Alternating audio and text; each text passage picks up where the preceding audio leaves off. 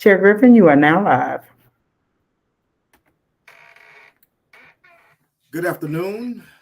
I'm Aaron Griffin, Chair, and I would like to welcome you to the February 10th, 2022 African American Heritage Commission virtual meeting. We will now call our meeting to order.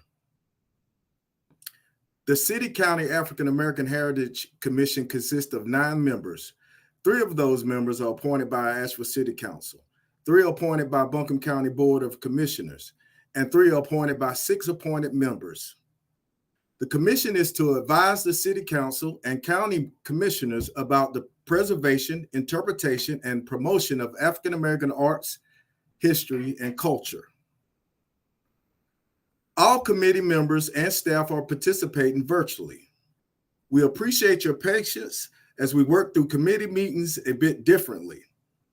We are streaming live on our virtual engagement hub, which is accessible through the virtual engagement hub link on the front page of the city website and also linked on the committee page. We also have an option for the public to listen live by phone by dialing 855-925-2801 and entering meeting code 9409. For those of you who plan to speak during our live public comment today, you will need to hit *3 to be put in the speaker queue. I will go through and introduce all the committee members and staff who are participating virtually. For our committee members, please make sure to mute your microphone if you're not speaking. When you have a question or would like to speak, click raise hand, and when recognized by the chair, unmute your microphone. Please remember to mute your phone after you are done speaking. Committee members, as I call your name, please say a quick hello.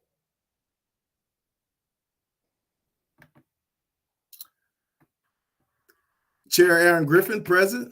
Hello, everyone. Vice Chair Beverly Miller. Hello, everyone. Brandon Oliver. Present. Hello, hello, hello. All right, so I think that's all we have today. But County Staff Liaison Leonard Jones. Hello, everyone. Brenda Mills, Director of Equity and Inclusion, City of Asheville. Good evening, everyone. That's it there. Okay.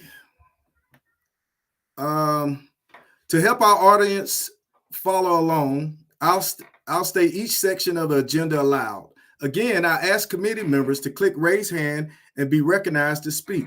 Please state your name each time you comment. Just a reminder that the public is listening on the phone, and this keeps them up to date on the order of the meeting and who is commenting or speaking. Next, we have approval of minutes. We don't have quorum, so we're going to move on. So we'll move on to staff updates. I'd like to hear from City Liaison Brenda Mills. Okay, thank you, Mr. Chair. I'd like to take the opportunity, and I'm so thrilled to tell you we are fully staffed at the City of Asheville. Marcus Kirkman came to us December 13th. All of them are equity and inclusion consultants, but Marcus leads in the area of training and consulting. Amazing man. I'm going to let them say a few things after I introduce them. And then Darian Blue came 2 weeks later. He is the marvelous outreach guy. Some of you have met him recently. He's been out and about. And then this lovely lady beside me is Miss Elena Schmidt. She is our data nerd. I call her that.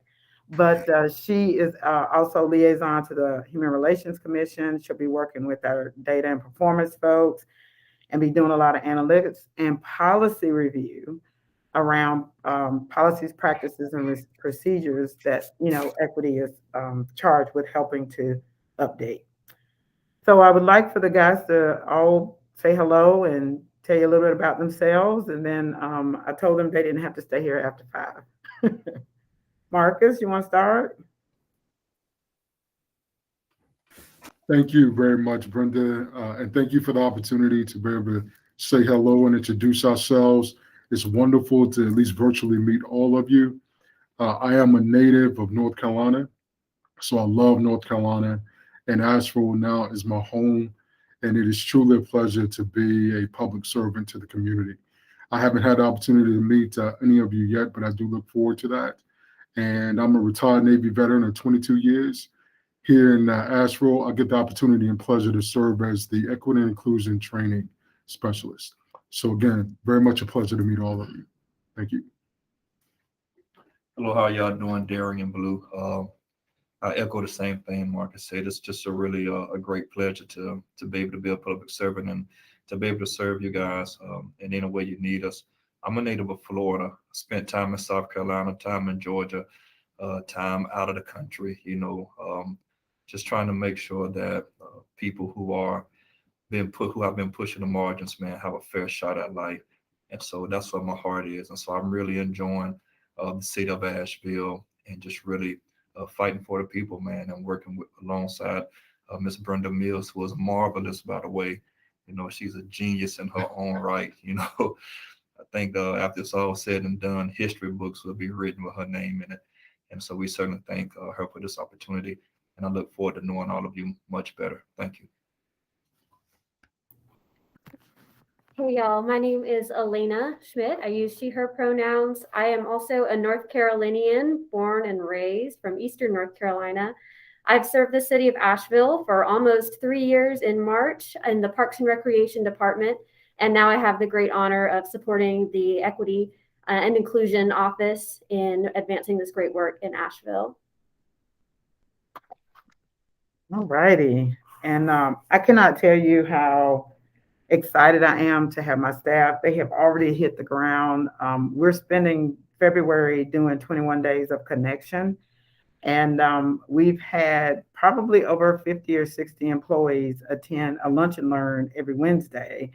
And this week they outdid themselves and they had them in breakout rooms. And so we're really having some good conversations around race and difference and those types of things and bringing everybody along, because as we know, equity is for everyone. We know that it specifically, hits us as African Americans or gender and other things, but we are coming along to kind of have those conversations, really getting good questions from people, which is awesome. So I'm really happy with that. I'm also happy to say that we received, I think I told you last time, I think we got 55 applications for the Reparations Commission. As you know, neighborhoods pick their own representatives. We have 7 neighborhood areas, with public housing having 3 representatives. We were able to get all representatives and help our neighborhoods to kind of move that process forward. Their information is due back to the project manager on this coming Tuesday to say who their final, representatives will be.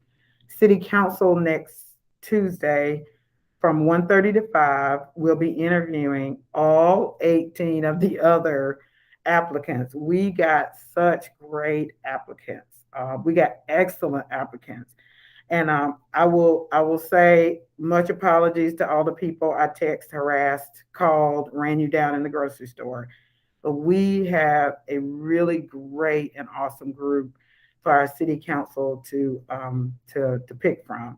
The project manager created what we call a rubric. So there are objective things that they'll be looking for prior, like they'll be rating them prior to the interviews, and then after the interviews. City council will approve everything from the neighborhood reps. They don't get vetted, they just get approved by city council, and they will push forward the 5 folks that they would like to recommend for criminal justice, economic development, education, health and wellness, and housing. The remainder will go to the county, and the county will let us know their process soon. So we're looking at having a community reparations commission seated by March. So, and that's my report. Okay, next we'll hear from County Liaison Leonard Jones. Thank you, Chairman. For the county, I will continue to, the county still is going on this mission with their Buncombe County 20-year comprehensive plan. And so we strongly encourage residents to participate in that process. Due to the COVID surge, a lot of our in-person meetings have had to be rescheduled, and we have a new scheduled up. For Buncombe County's information, if you go to engage.buncombe.org, you can go to our public input page and find out about the comprehensive plan. Again, a comprehensive plan is a 20-year plan for the future of Buncombe County. Over the next 2 years, we'll be engaging with community and gathering their input. And so we do actually have a meeting this evening coming up from 6 to 8. But we also have some future meetings coming up next Thursday, February the 24th. And also Monday, March the 14th, and Saturday, March the 19th. And as I mentioned before, if you go to engage.buncombe.org, you can find out more information about the comprehensive plan and stay up to date. And so over the next 2 years, we'll continue to strongly encourage as much participation between residents of Buncombe County, because the county commissioners want to hear from all four corners of the county to feed into this 20-year comprehensive plan. Another thing that the county actually has going on is Buncombe County's community recreation grants are now open. The application for the community recreation grants program for projects that'll take place from July 2022 through June 2023. Grants range in amounts from $500 to $6,000, depending on the number of qualified applicants. Community recreation and grant projects represents a primary goal of low cost, inclusive wellness and therapeutic opportunities that are accessible to all residents, regardless of cultural, physical, cognitive, or social economic background. Eligible entities, including Buncombe County's nonprofits that focus on those goals, are the applicants that they're looking for. So we strongly encourage, if you know nonprofits that could benefit from that, to go to buncombecounty.org, looking under the community recreation grants. That application period opened on February the 7th, and it'll be open until April the 1st. So we strongly encourage as many people or anybody in your network to participate in that process. And also, we also continue in the ad hoc reappraisal committee. Survey is still up and is up and posted on our website up under the ad hoc reappraisal committee. And you can find that on that same page as engage.buncombe.org under the ad hoc reappraisal committee. They just want as much feedback from community residents of Buncombe County about the reappraisal process, and allowing the ad hoc reappraisal committee to factor in their voices in that communication. And other than that, that's all my report I have for Buncombe County. Thank you. I'd like to thank you all for your updates. Okay, next on the agenda, we have unfinished business. We're going to talk about retreat planning. I have a retreat planning discussion, the date of the retreat, and ideas for the retreat. I hope everyone had a chance to look at the work plan. So it's on there.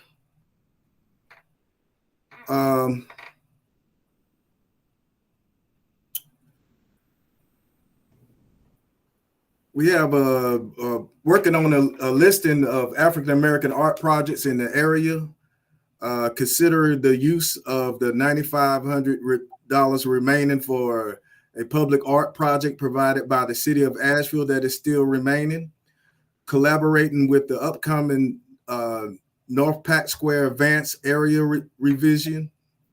Working with Dina Bailey of Mountaintop Vision, a consultant firm that supports diversity, equity, accessibility, inclusion, and anti-racism work in cultural organizations, mostly museums and historical sites. And recent vacancies, Dwayne Barton and Lynn Smith. Okay.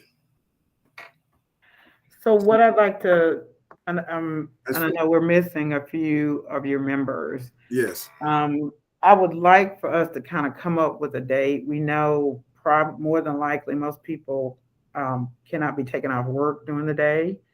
I have a few dates down, but I wanted to make sure everybody was okay with the date. I would like for you probably to consider a Saturday late morning, like a 10 to 2 o'clock. And I don't want to give you a date. I would really like to hear, from everyone if it works for them. So I can send back out an email with maybe 2 or 3 possible dates, if that works for you guys in March and April. And then when that's a sideline, and then we can put an agenda together based on the things that you just talked about. The other thing is the work plan that I put in your meeting packet is a really good work plan. A lot of hard work went into that. And I think taking that day, maybe the first 2 hours to kind of work through that work plan, and then maybe, or maybe hear some presentations first, because we're looking at inviting some people, and then work through a couple of objectives for this year out of that work plan, and talk about the things you've already done, and and just get that updated. How does that sound to everybody? Sounds good to me.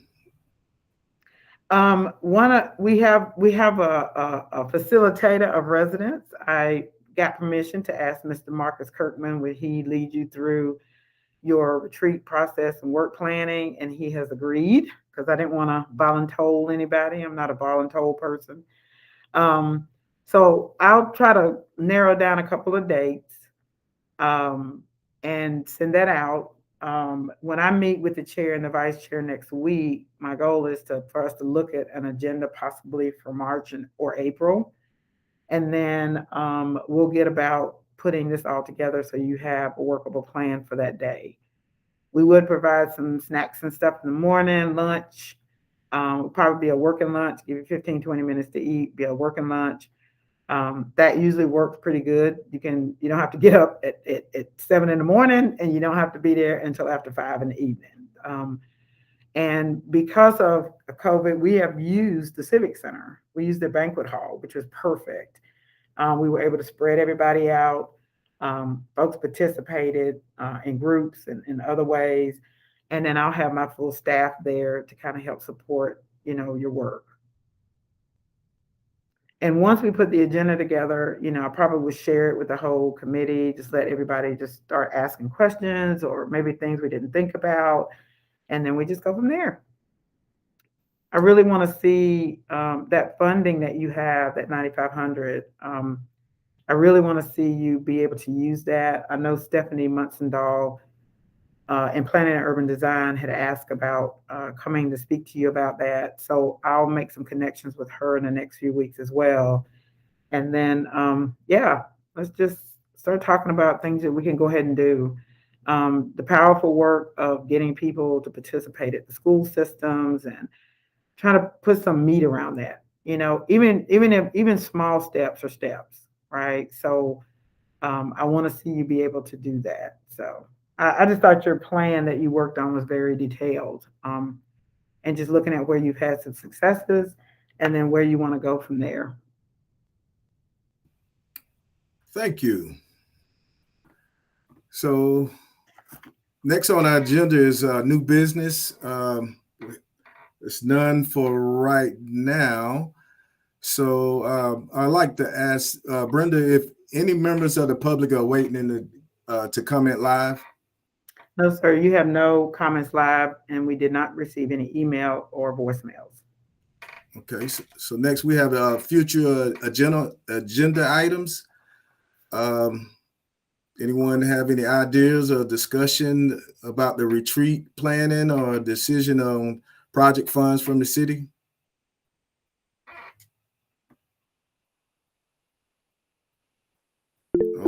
Okay.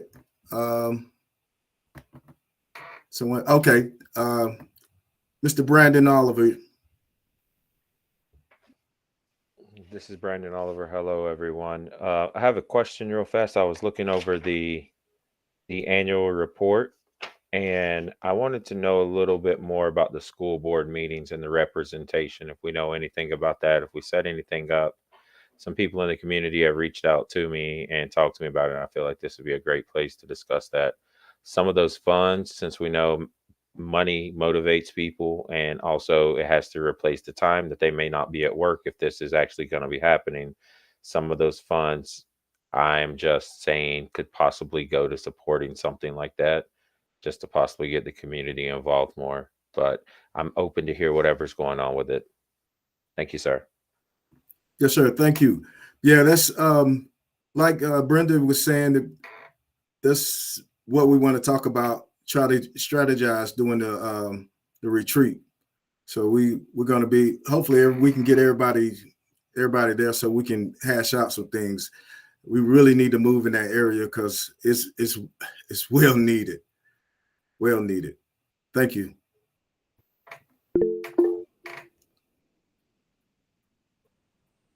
All right, Miss Brenda Mills.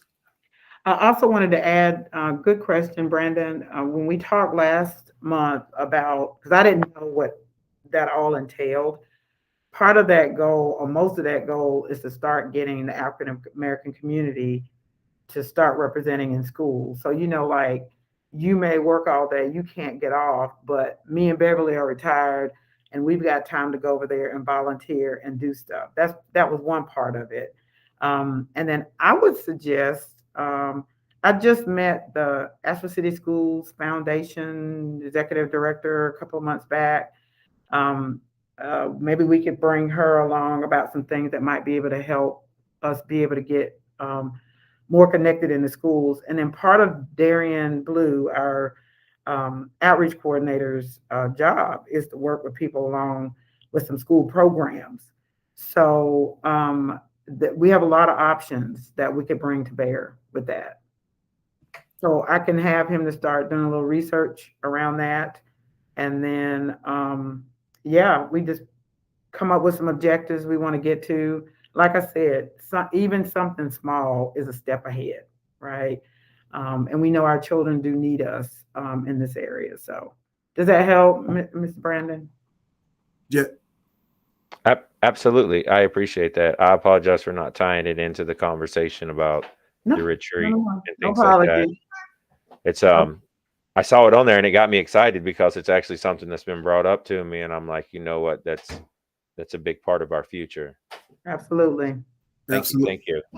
Yeah, absolutely. Also, if I may add, I have like maybe 6 kids that what I'm finding with dealing with the schools, the county and the city, is that a lot of the kids and the families, the parents, they don't really have proper representation for when they, especially with the IEP and the 504. Some of the situations with accommodations is it's not really helping our children. And as far as the accommodations, it's only more breaks and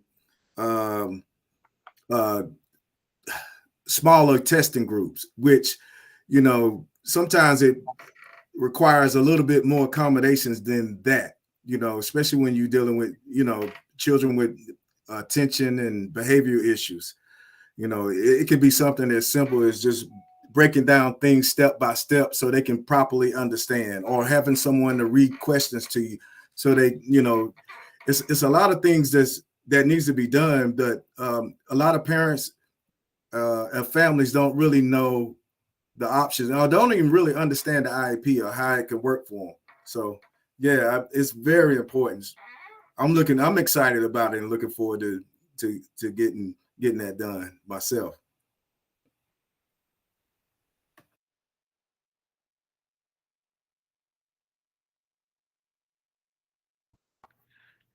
This is Brenda Mills again, your liaison. You still do not have a quorum, so we can move the minutes of January 13th, I believe that was the date, to the next meeting, if you would like. And we can call for anything else that people have. And if not, you can adjourn. All right. That sounds good. Anyone else? Comments? Ideas? No. All right. The next regular meeting is scheduled for Thursday, March 10th, 2022, and remains virtual. Check on the city's engagement hub for more directions on how to participate. I will now adjourn the meeting unless any objections. So adjourned. Thank you.